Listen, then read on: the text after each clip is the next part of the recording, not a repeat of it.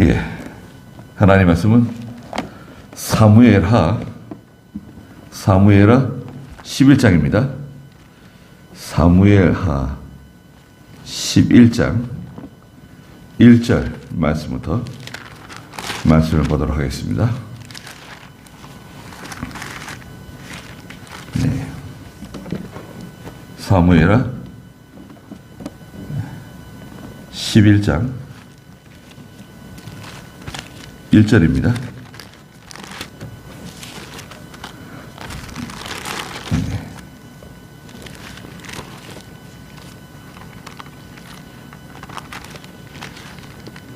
사무엘하가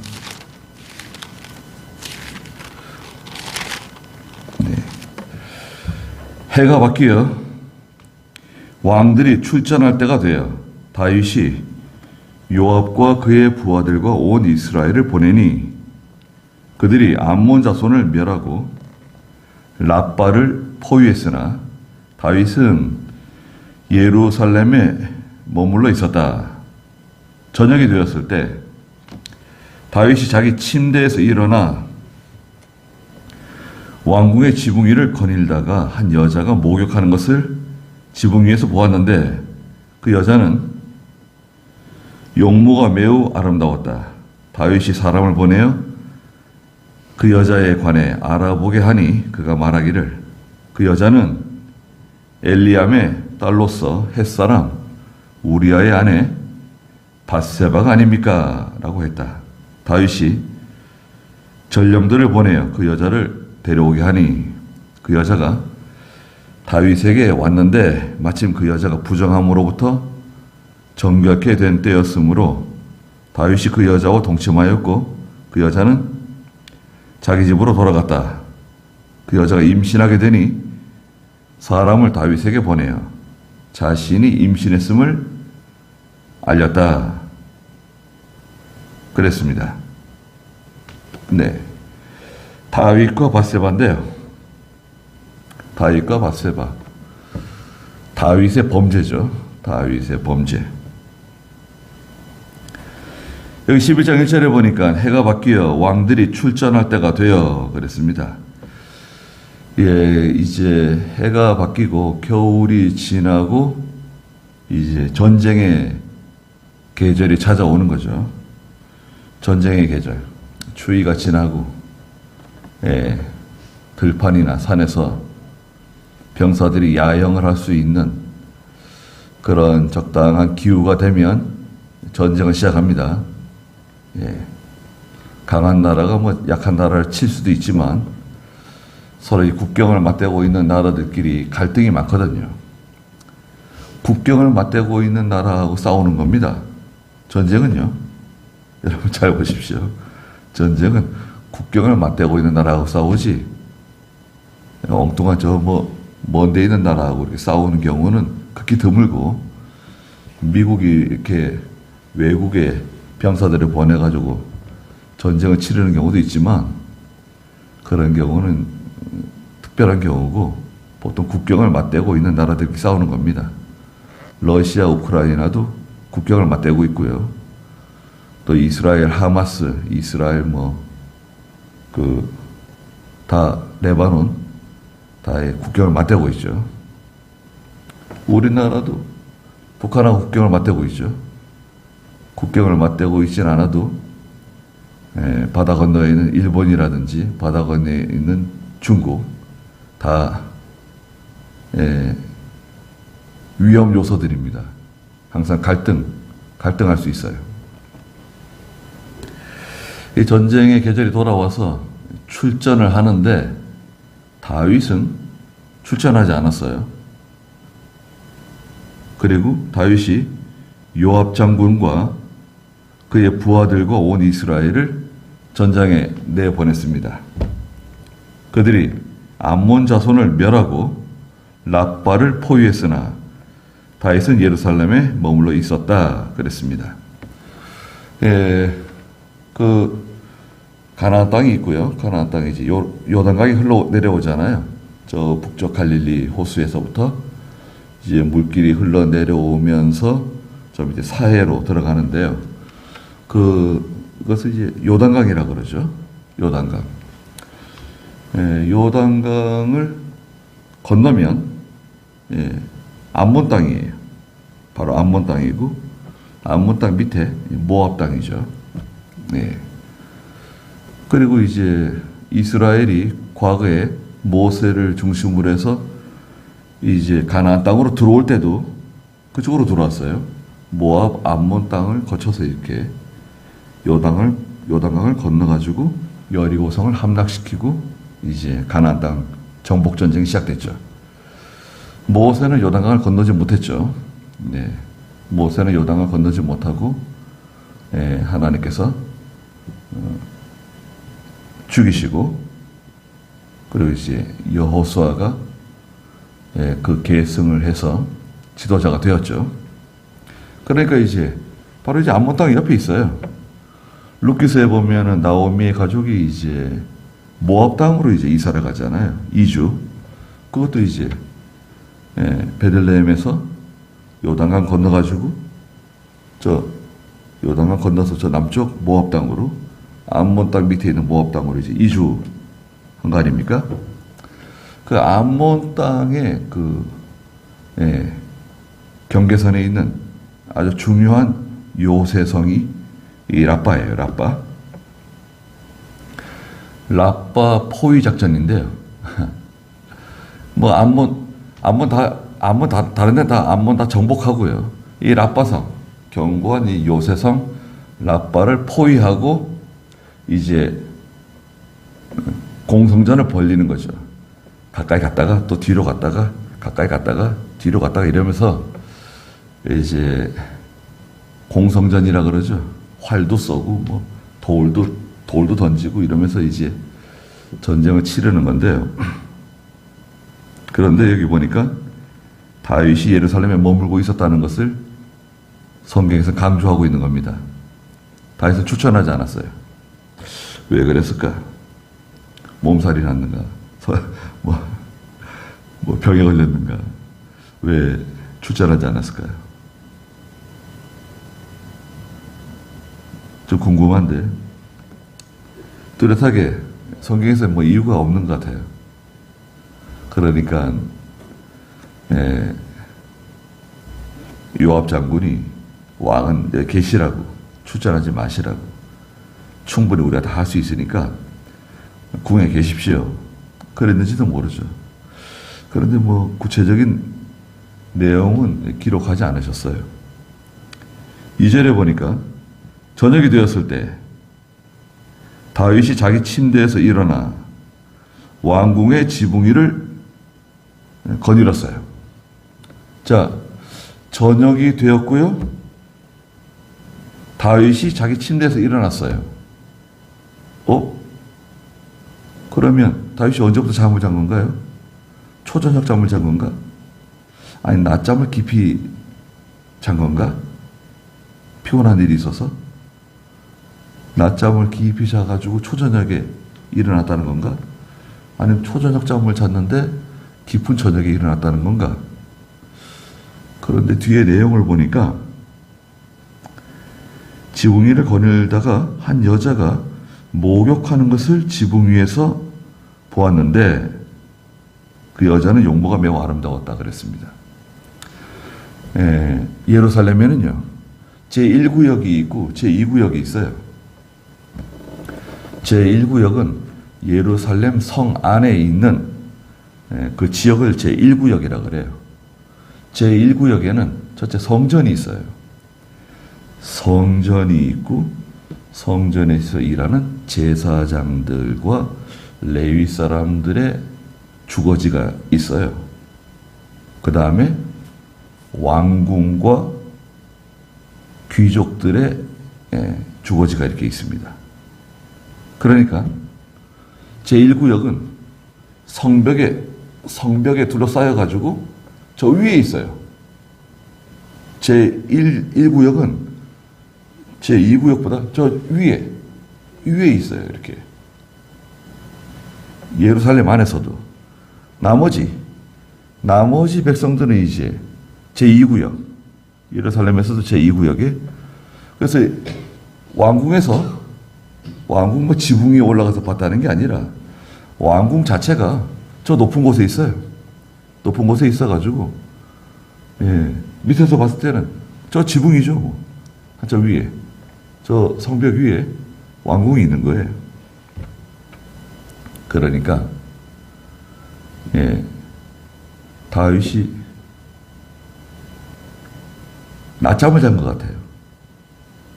낮잠을 깊이 자고 초저녁에 일어난 거예요. 깊은 저녁이 아니에요. 그 성벽 밑이 다 보이는 거예요. 위에서 봤을 때 밑에가 다 이렇게 보이는 그 정도의 이제 시간이었던 것 같고요. 일어나가지고 그 지붕 위를 거니고 있었는데 마침 밑에를 내려다 보니까요. 어떤 여자가 목욕하는 걸 봤어요. 근데 그 여자는 용모가 매우 아름다운 여자였다. 그랬습니다. 그래서요, 여기서 뭐 여러 가지 말들을 할 수가 있죠. 다윗이 안일주의에 빠졌다. 안일한 상태, 방종부주의한 상태, 또 안목의 정욕, 그리고 육신의 정욕이 발동한 거죠. 창세기 4장 7절에서는 하나님께서 그 가인과 아벨에 대해서 가인을 책망하시면서 이제 하시는 말씀이 기록되어 있어요. 창세기 4장 7절 한번 읽어보시겠어요? 내가 선을 행하였으면 왜 얼굴을 들지 못하겠느냐? 그러나 내가 선을 행하지 않으면 죄가 문 앞에 도사리고 있을 것이다. 자, 네가 선을 행했으면 왜 얼굴을 들지 못하겠느냐? 얼굴을 제대로 들지 못하는 거 보니까 너는 선을 행한 게 아니다. 우리는 죄를 지으면 왜 고개를 숙이게 될까요? 경찰서에 붙잡혀가면 고개를 숙이고, 검찰 앞에 가면 고개를 숙이고, 검찰 앞에 가서도 당당하고, 그렇다 그러면 뭐 죄가 없는 거죠, 사실은. 네. 죄를 지으면 인간은 고개가 이렇게 숙여지는가 봐요. 네가 선을 행하지 않으면 죄가 문 앞에 도사리고 있을 것이다. 죄의 소원은 내게 있으나 너는 그것을 다스려야 한다. 죄가 소원을 가지고요, 좀 멀리 있는 게 아니라 문 앞에 있다는 거예요. 문지방 건너편에 있다는 거예요. 죄의 소원은 뭐죠? 죄의 소원은 성도가 죄를 짓게 하는 거죠. 사람으로 죄를 짓게 하는 거죠. 예, 죄의 소원. 예, 마귀의 소원이죠. 죄는 멀리 있지 않아요. 문지방에 있다가 기회가 생기면 틈을 타서 문지방을 넘어서 들어오는 거죠. 아, 나는 그런 죄 안 지어. 아, 왜 그런 죄를 지을까? 나는 절대 그런 죄 안 지어. 장담할 수가 없어요. 네. 언제 무슨 일이 생길지 모릅니다. 다윗은 안일주의에 빠져 있었고, 일종의 방종한 상태로 기울어져 있었죠. 그리고 안일무사한 거죠. 안일무사하고, 네, 그리고 그 안목의 정욕이 있습니다. 요한일서 2장 16절에 있는 것처럼 사람에게 있는 것은 육신의 정욕, 안목의 정욕, 이생의 자랑인데 세 가지죠. 요한일서 2장 16절 읽어볼까요? 이는 세상에 있는 모든 것은 육신의 정욕과 눈의 정욕과 이생의 자랑이니 아버지께로부터 나온 것이 아니라 세상으로부터 나온 것이기 때문이다. 네, 죄의 발현, 죄의 근원은 무엇인가? 이 세상에 있는 모든 것이 육신의 정욕. 육신의 정욕은 이 육체의 부패 속에서 나오는 이 물질에 대한 욕망, 이 세상의 물질에 대한 욕망이라고 할 수 있어요. 그다음 안목의 정욕. 눈으로 보여지는 거 있잖아요. 눈으로 보여지는 것을 자기 것으로 만들고 싶어하는 욕심이 있어요. 그게 안목의 정욕입니다. 눈에 보여지는 거. 또 사람마다 자기 약점이 있어요. 자기가 좋아하는 거 있어요. 자기가 좋아하는 거. 마귀는 내가 좋아하는 것을 딱 갖다 놔요. 예? 내가 좋아하는 것을 딱 갖다 놓고 보여주는 거예요. 여기서도 보여주고 저기서도 보여주고 내가 보여주는 거죠. 예. 그 인터넷 쇼핑하고 비슷하네요. 여러분 인터넷 들어가가지고 어떤 물건을 보고 클릭을 딱 하잖아요. 그러면 AI가요, 이 컴퓨터 AI 시스템이 이 사람은 이런 종류를 좋아하는구나 해가지고 그 다음부터는 그거하고 비슷한 거, 그런 종류를 막 보여주죠. 계속 올라오죠. 여러분 유튜브도 마찬가지입니다. 유튜브도 내가 어떤 종류의 그 영상을 딱 클릭하잖아요. 다음부터 그런 종류의 영상이 계속 이제 올라옵니다. 예. 그것은 내 성향을 파악한 거예요. 이 AI가 파악을 해가지고 그렇게 계속 보여주는 거예요. 다른 거는 보여주지 않아요. 내가 좋아하는 것만 딱 보여주는 거죠. 기가 막힌 거죠. 네. 마귀가 그렇게 하는 거예요. 마귀는 내가 전혀 관심 없는 거, 그런 거 안 보여줘요. 네. 내가 관심 갖는 그 분야, 내가 관심을 갖고 좋아하는 거, 그걸 자꾸 보여줘요. 그래서 안목의 정욕이 발동하게 만드는 거죠. 네. 그 이제 육체의 정욕으로, 육신의 정욕으로 기울어지게, 죄를 짓게 만드는 거예요. 자, 낮잠 자는 것은 뭐 죄다, 그렇게 말하기는 쉽지 않아요. 다윗이 왜 낮잠을 자게 됐는지 그 이유는 뭐 정확하게 나와 있지 않아요. 그 전날 뭐 너무 힘든 일을 했는지, 지난밤에 너무 신경 쓰는 일을 했는지, 복잡한 일이 있는지, 나라 일로 무슨 고민이 많은지, 그런 걸 다 알 수 없어요. 예, 그 무조건 그건 죄다 이렇게 말하는 것보다는 방종 생활을 하면 안 된다는 거예요. 성도는 방종 생활하면 안 돼요. 안일주의에 빠지면 안 돼요. 느슨하게 생활하면 안 되는 거죠. 예, 항상 긴장하고 항상 깨어 있고 조심해야 돼요.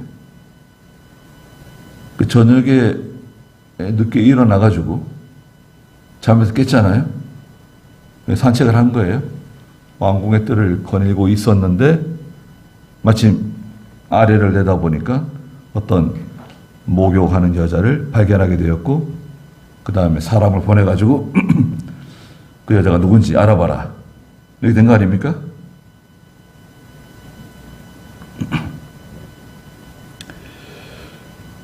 방심부주의하는 그 증거가 있어요.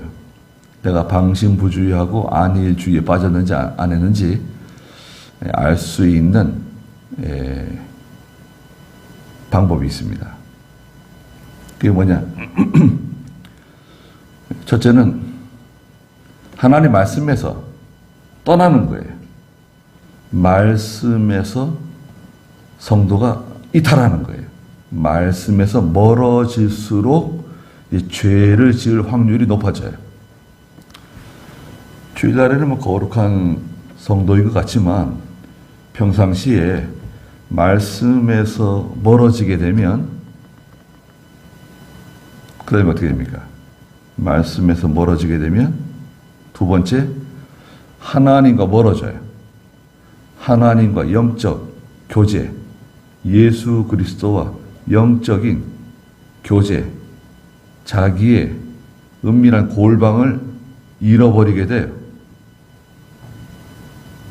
하나님과의 그 영적인 교제 생활을 잃어버리게 돼요.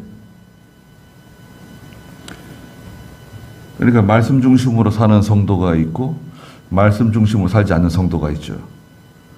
알 수는 없어요. 그걸 어떻게 알 수 있습니까? 그걸 뭐 시험 치는 것도 아니고 그건 알 수 없어요. 그냥 하나님은 아시죠. 말씀 중심으로 사는 성도가 있고 말씀 중심으로 살지 않는 성도가 있는데 말씀 중심으로 살게 되면 하나님과 항상 이렇게 가까이 하나님을 가까이 하는 거죠. 우리가 주일날 시편 16편에서 그 성도가 다윗이 기도하는 내용을 보면은 제가 하나님을 항상 제 앞에 두고 있습니다. 그리고 하나님은 항상 제 오른편에 계십니다. 그러잖아요. 그랬죠? 시편 16편. 예. 8절. 내가 여호와를 항상 내 앞에 모시니 주께서 내 오른쪽에 계심으로 내가 흔들리지 아니할 것이다. 자, 이게 이제 영적 하나님과 교통하는 생활이에요. 다윗이 뭐라 그래요? 제가 여호와를 항상 내 앞에 모시고 있습니다. 그러니까 주님께서는 항상 내 오른쪽에 계십니다. 그래서 저는 흔들리지 않습니다. 그랬다고요. 다윗이 이렇게 얘기했는데 왜 다윗이 이런 범죄를 저질렀는가? 그러니까요. 다윗이 범죄했습니다. 사람을 보냈어요. 3절에 다윗이 사람을 보내요. 그 여자에 관해 알아보게 하니 그가 말하기를 그 여자는 엘리암의 딸로서 햇사람 우리아의 아내 밧세바가 아닙니까? 밧세바. 예, 밧세바예요. 이름이 좋은 이름입니다. 밧은 딸인데요. 세바. 풍요의 딸이에요. 풍요의 딸. 밧세바. 햇사람. 그러니까 가나안 족속 중에 뭐 아모리 족속, 가나안 족속, 뭐 히위 족속, 헷 족속, 기르가스 족속 뭐 이렇게 7 족속이 있잖아요. 대표적으로. 원래는 한 14개 족속인데요. 작은 족속까지. 대표적으로는 7 족속. 그 중에 뭐 기르가스 족속은 잘 또 부르지 않는 경우도 있어요. 크게는 6 족속. 그 중에 헷 족속이 있는데 우리아가 헷 사람이에요. 가나안 사람이에요. 예? 가나안 출신인데 하나님 백성이 된 거예요. 유대 백성이 된 거예요. 가나안 출신인데 하나님 백성이 되어가지고 여호와의 전쟁에 참전해가지고 여호와과 함께 열심히 전장터에서 싸우고 있는 거예요. 우리아는 용맹한 충성스러운 신하예요. 병사예요. 보고했어요. 그러니까 다윗이 4절에 전령들을 보내요. 그 여자를 데려와라 그랬어요. 그리고 그 여자가 다윗에게 왔는데 마침 그 여자가 부정함으로부터 정결케 된 때였으므로 다윗이 그 여자와 동침했습니다. 자, 다윗의 음행이네요. 음행죄. 이제 음행죄가 이제 나왔습니다. 다윗이 그 여자와 동침하였고 그 여자는 자기 집으로 돌아갔습니다. 네.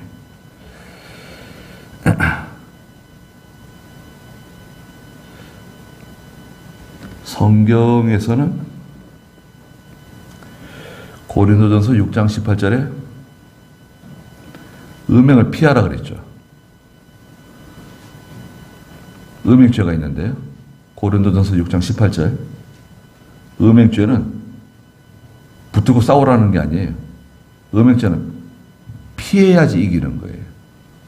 고린도전서 6장 18절 읽어보시겠어요? 음행을 피하라. 사람이 짓는 죄마다 자기 몸 밖에 있지만 음행하는 자는 자기 몸에 죄를 짓는 것이다. 네. 음행죄는 피하라는 거예요. 달아나라는 거예요. 요셉이 보디발의 아내가 음행하자고 자꾸 그 유혹할 때 달아났잖아요. 옷을 붙잡고 막 늘어졌어요. 막 옷을 붙잡고 늘어지니까 옷을 벗어 젖히고 달아났어요. 야, 그건 요셉이 대단한 거예요. 남자들은요, 거의 그게 불가능해요. 여러분, 남자들은 여자가 붙잡았을 때 겉옷을 벗어 던져놓고 달아난다? 그건 거의 불가능해요. 그걸 이기기 쉽지 않아요. 그리고 그 보디발의 아내가 못생긴 여자라고 생각할 수 있을까요? 예. 인물이 못난 여자가 같지가 않아요. 얼마나 당당하고 말이죠. 내가 보디발의 아내이기도 하지만 외모적으로 볼 때도 예, 당당한 여자예요. 예. 자신감이 넘쳐요. 니까 지금 뭔데 내 요구를 들어주지 않냐? 뭐 이런 식 아닙니까? 그리고 로마서 7장 8절에 보면 죄가 기회를 타서 너희 가운데 들어온다는 거예요. 죄가 들어오는데 죄는 항상 아까 창세기 4장 7절에서도 읽었던 것처럼 죄는 기회를 타가지고 들어오는 거예요. 로마서 7장 8절. 그러나 죄가 계명으로 말미암아 기회를 타서 내 속에 온갖 탐심을 일으켰으니 이는 율법이 없으면 죄는 죽은 것이다. 네. 죄가 계명으로 말미암아 기회를 타서 내 속에 온갖 탐심을 일으킨다는 거예요. 죄는 기회를 타요. 기회를 타가지고 그 기회와 함께 엮여가지고 들어오는 거예요. 엮어서 들어오는 거예요. 그 기회는 뭘까요? 기회는 육신의 정욕, 안목의 정욕, 이생의 자랑, 이런 것과 이제 엮여가지고요. 예, 새끼줄처럼 엮여가지고 죄가 묻어 들어오는 거예요. 바이러스처럼 묻어 들어오는 거예요. 들어와가지고 죄를 짓게 하는 거죠. 범죄하게 하는 거예요. 그래서 우리가 죄를 지을 때 잘 생각해 보세요. 내가 죄를 지을 때 나는 그것이 죄라는 것을 알고 있나요? 아니면 죄라는 것을 인식하지 못하나요? 죄라는 걸 알고 있죠. 죄라는 걸 알고 있어요. 또 양심의 가책을 받아요. 양심의 가책을 받고 이것이 죄라는 것을 알고 있지만 이기지 못해요. 왜 이기지 못하죠? 능력이 없잖아요. 능력이 없어서 그래요. 능력이 없기 때문에 죄를 못 이기는 거예요. 이것은 무슨 재주로 이기는 게 아닙니다. 지혜로 이기는 게 아니에요. 능력이 없기 때문에 죄를 못 이기는 거예요. 그럼 왜 능력이 없죠? 첫째는 기도를 안 해서 그래요. 기도를 안 하면 성도는 죄를 이길 능력이 생기지 않아요. 약해져요. 기도를 안 하면 말씀을 순종할 수 있는 힘이 약해져요. 두 가지입니다. 기도를 안 하면 죄를 이길 힘이 약해지고 말씀을 순종할 힘이 약해져요. 그래서 마귀는 성도가 기도를 못하게 해요. 기도할 시간을 빼앗아요. 그러면 약해지는 거예요. 점점 약해지는 거예요. 그 다음에 왜 그 죄를 이기지 못하는가? 죄를 미워하지 않아서 그래요. 죄를 미워하고 마귀를 대적해야 되는데 죄를 미워하지 않아서 그래요. 미워해야 돼요. 죄를 미워하라는 거예요. 아들이 죄를 가지고 들어올 수도 있고 딸이 죄를 가지고 들어올 수도 있어요. 친구가 죄를 가지고 들어올 수도 있고. 죄가 어디로부터 들어오는가? 죄는 기회를 틈타서 들어오거든요. 그 바퀴벌레가 들어오는 것처럼 말이죠. 틈만 있으면 들어와요. 틈이 있으면 들어온다고, 죄가. 죄를 미워하고 죄를 대적해야 돼요. 마귀를 대적해야 돼요. 그러면 너희를 피할 거라고 말씀하셨죠.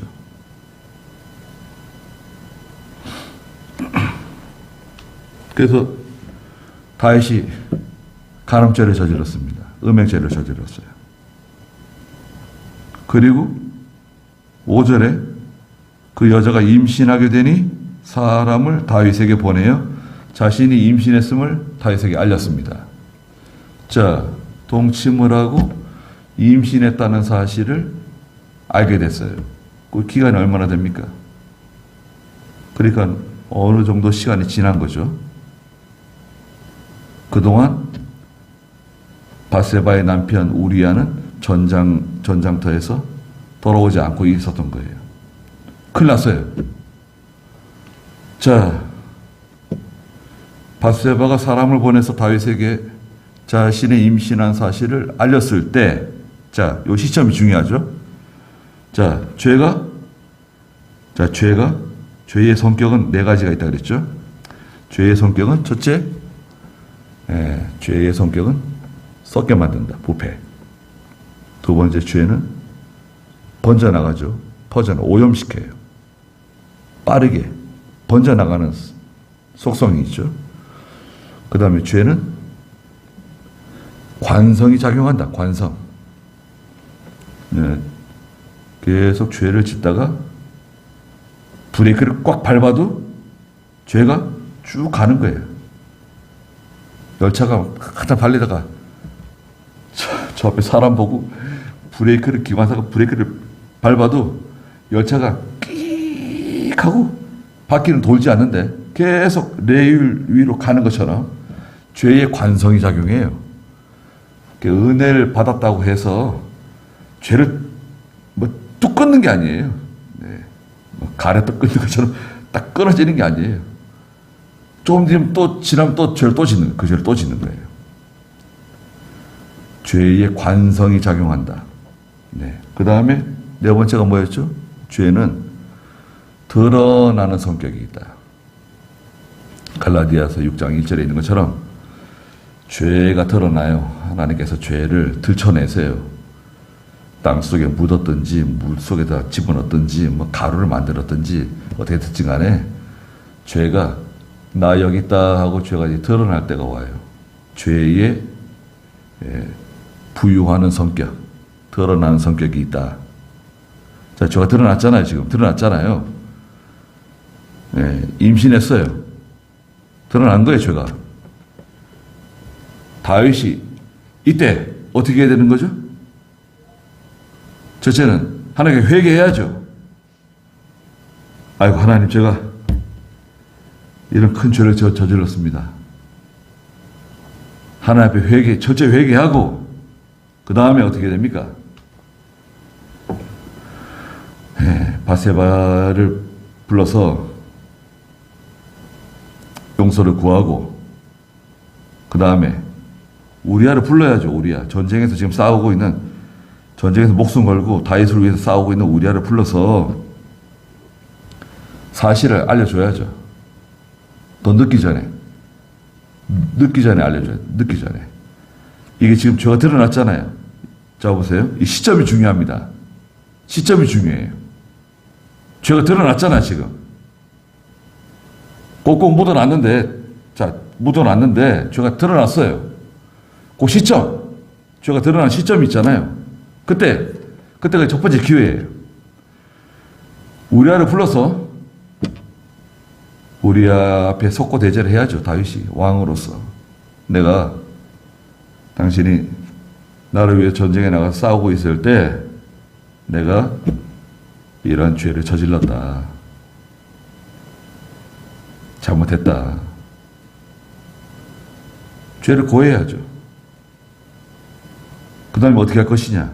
그건 둘째, 셋째 문제고 자기의 죄를 고백해야 돼. 하나님께 죄를 회개하고 바세바에게 잘못했다 그러고 또 우리아에게도 잘못했다 그래야죠. 우리아를 데려와야죠.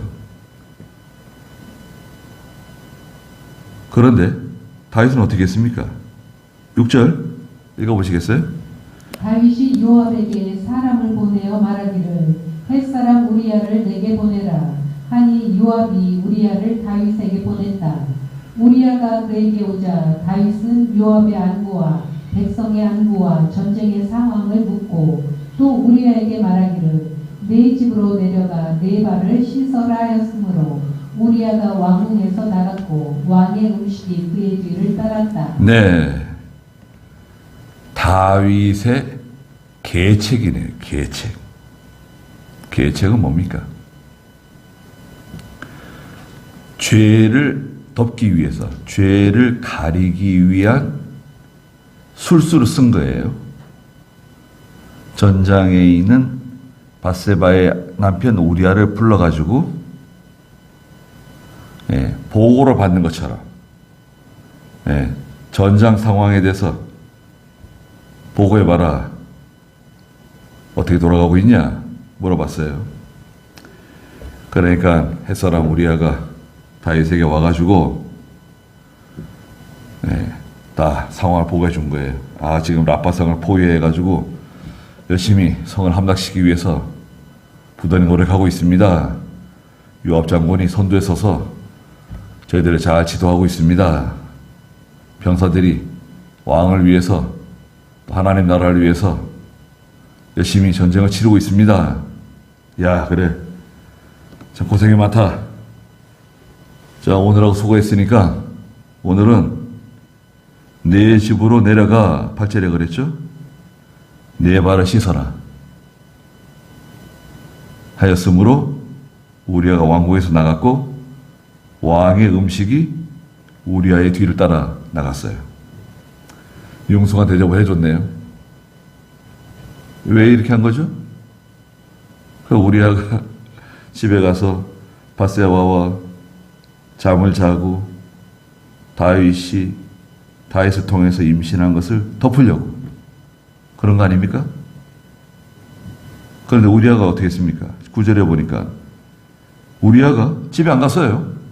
이 사람 이상한 사람이에요.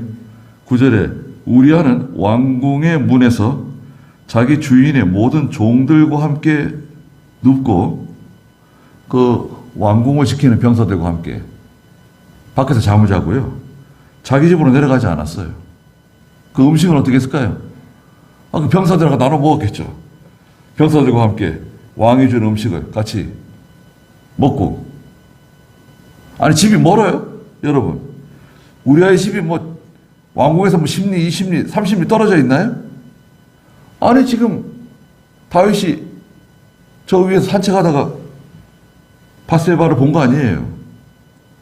바로 그 왕궁 밑에 집이 지척이에요. 바로 자기 집이 바로 지척이에요. 골목에서 조금만 가면은 자기 집이에요. 말하자면. 그 집에 들어가지 않았어요. 아내에게도 내가 여기 지금 왔다는 소식도 알리지 않은 것 같아요. 바세바는 남편이 왔다는 사실을 알고 있었지 않았을까? 그런 생각은 듭니다. 아마 왕이 다윗이 알려줬을 것 같아요. 우리아가 왔다.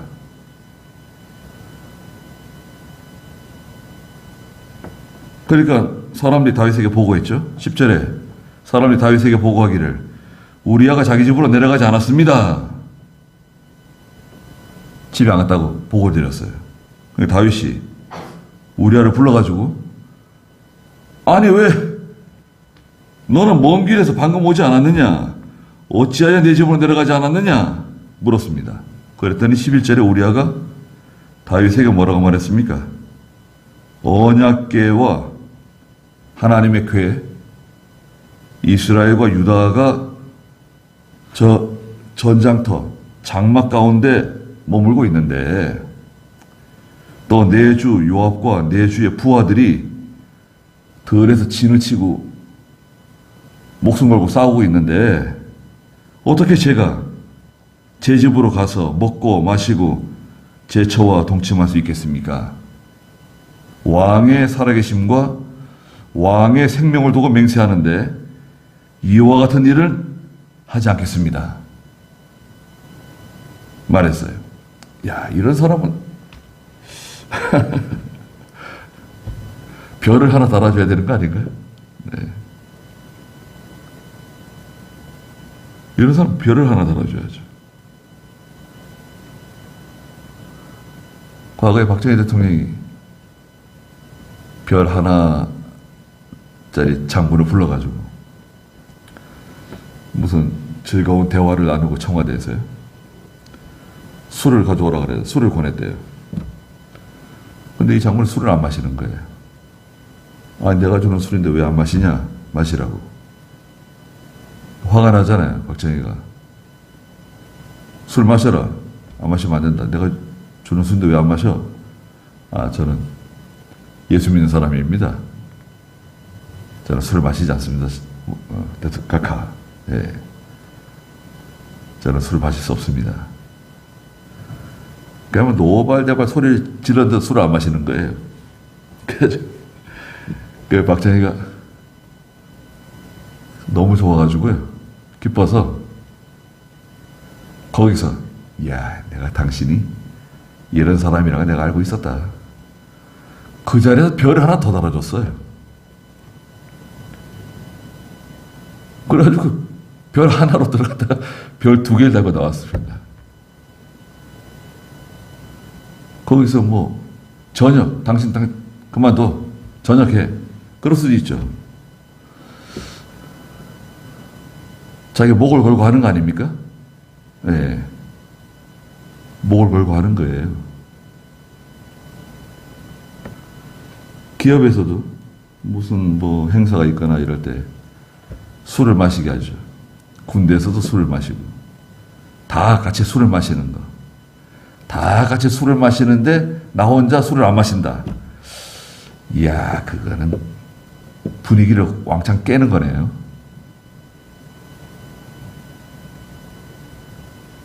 술 마시지 말아야죠. 분위기하고는 상관없습니다. 신앙은 독립이에요. 내가 하나님 앞에서 하는 거니까. 근데 보통은 그게 잘 안 되죠. 그 분위기. 그 분위기에 그만 휩쓸려가지고, 얼떨결에 술을 마시게 되는 거예요. 얼떨결에라고 하는 단어가 좋은 것 같아요. 그걸 어떻게 설명하기가 쉽지 않아요. 나도 모르게 이것이 이렇게 하면 안 되는데 그냥 막 그 분위기에 그 얼떨결에 그냥 죄를 짓게 되는 거예요. 그거 조심해야 됩니다. 얼떨결에.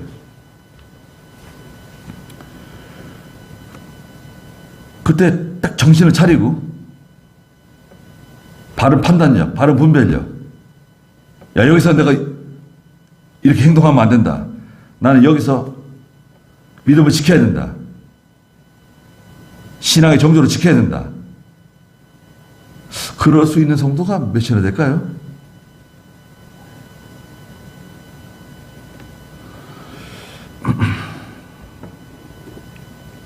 이 우리아는요, 햇사람이에요. 출신이 햇사람이에요.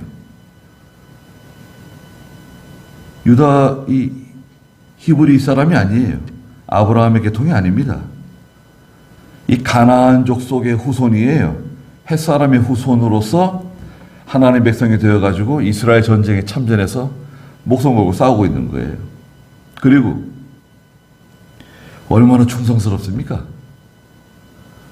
자기 집에 갈 수 없다는 거예요. 하나님 앞에서 왕의 생명을 두고 절대 그런 일 할 수 없습니다.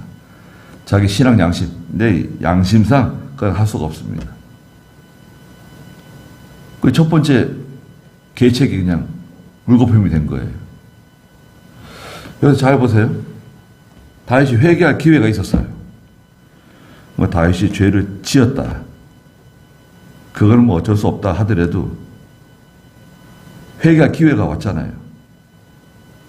회개할 기회가 온 거예요. 그때 회개하지 못한 거. 그 다음에 죄를 덮으려고 그랬잖아요. 계책. 죄를 덮으려고 했어요. 이건 정말 잘못한 겁니다. 죄가 덮어지지 않는다니까요. 죄의 속성 있잖아요. 죄의 속성. 여러분, 죄의 속성 그 네 가지. 죄는 썩게 만들고 빨리 퍼지고, 죄의 관성, 죄의 부유하는 성격. 죄는 죄는 막 드러나려고 애랬습니다. 우리가 뭐 굉장히 경건한 것처럼 깨끗한 것처럼 살아가지만 죄가 다 드러나 보세요.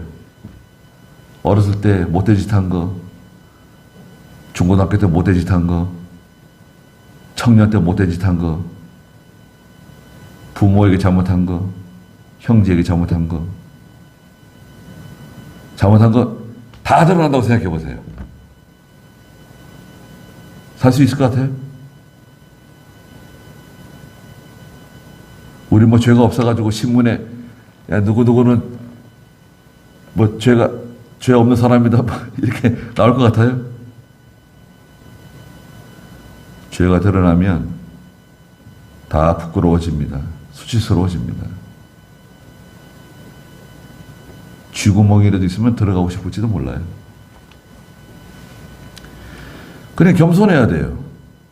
뭐 교만할 게 없어요. 우리는 겸손해야 되고, 뭐 누구 잘못했다고 뭐 욕할 수는 있는데 비장파장이에요. 똥 묻은 개가 겨 묻은 개 욕한다고? 자기 집 똥 묻어가 냄새 나는데 겨 묻히고 다니는 개 보고, 야 너는 이렇게 겨를 이렇게 묻히고 이렇게 추잡하게 다니냐? 그 엉덩이에 묻은 그 겨를 떼라고. 방앗간에서 뒹굴다 왔는지 왜 겨가 이렇게 묻어 있을까요? 자기는 지금 똥 묻어가지고 돌아다니는데 자기 주제를 알아야 됩니다. 그래서 우리는 죄와 싸우긴 싸우는데 나도 또한 죄인이라는 것을 잊어서는 안 돼요. 그래서 회개하고 돌아오잖아요, 여러분. 내가 잘못했습니다. 제가 죄를 지었습니다. 회개하고 돌아오면 그건 용서해 주는 거예요. 형제가 죄를 짓고 회개하면 몇 번 용서하라는 겁니까? 70번씩 7번 용서하라는 거 아닙니까? 근데 우리는 그렇게 용서해 주나요? 우리도 용서를 또 잘 안 해줍니다. 자기가 대단하게 아주 그냥 선명한 사람인 것처럼 절대 용서 못한다. 용서 못하는 게 어디 있습니까? 용서해주고 저 사람 또 그 짓을 또 할 거다. 그래서 뭐 그럴 수도 있죠. 근데 회개하고 돌아오면 용서해 주는 거예요. 회개하지 않는다. 그건 또 내용이 다르죠. 회개하지 않으면 이제 그때부터는 이제 문제가 커지는 거예요. 다윗이 회개하지 않고 계책을 썼잖아요. 죄를 덮으려고 그랬잖아요. 그래서 저희가 방심부주의하지 않고요. 항상 삼가 조심해야 돼요. 깨어 있어야 돼요. 깨어있고, 죄가 어디 있다 그랬죠? 문지방 너머에 있다, 문지방 너머. 죄가 기회를 타서 문지방을 넘어 들어온다 그랬잖아요. 로마서 7장 8절에서는 기회를 타고 들어온다. 창세기 4장 7절에서는 문지방 너머에 있다. 온단 말이죠. 예. 그거 참 맞기 힘들어요. 죄가 가까이에 있어요. 저기 지금 대기하고 있어요. 딱 대기하고 있다가, 예. 기회를 타서 무력과 정욕과 사욕인데, 육신의 정욕, 안목의 정욕, 이생의 자랑에 얽혀가지고요. 새끼줄에 얽혀서 들어오는 것처럼 얽혀가지고 들어오는 거예요. 그러면 그만 죄에 지고 말아요. 거기까지 하죠.